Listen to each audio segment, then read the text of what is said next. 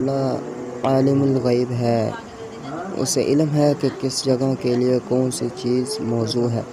وہ جانتا تھا کہ اس دنیا میں انسان کی بہت ضرورت ہے۔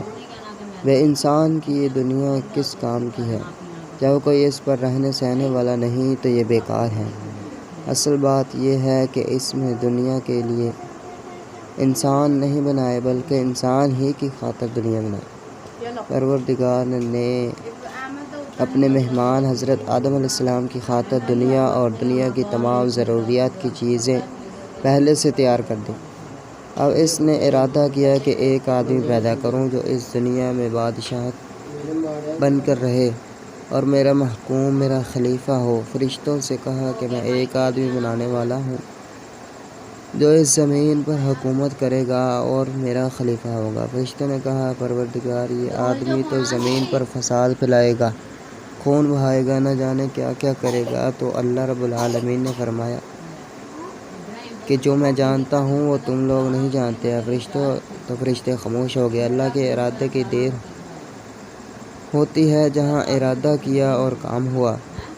اللہ نے پانی اور مٹی سے ایک پاکیزہ صورت تیار کی، اس میں اپنی روح پھونکی اور اس کا نام آدم علیہ السلام رکھا۔ پھر ان کو تمام چیزوں کے نام بتائے، کھیتی باڑی، درختوں اور پھلوں کی قسمیں بتائیں، ترکاری غلہ کے نام سکھائے، پتھر اور لوہے کی خاصیتیں بتائیں۔ غرض یہ کہ جس جس چیز کی انسان کو زندگی میں ضرورتیں تھی، پیش آنی تھی، سب کے نام اور سب کی صفتوں سے آگاہ کیا۔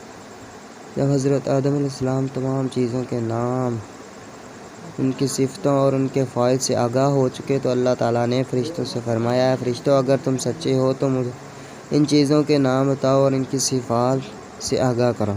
فرشتوں نے کہا پروردگار، ہم تیری پاکی اور حمد کے ساتھ عذر پیش کرتے ہیں کہ ہمیں ان باتوں کا علم نہیں۔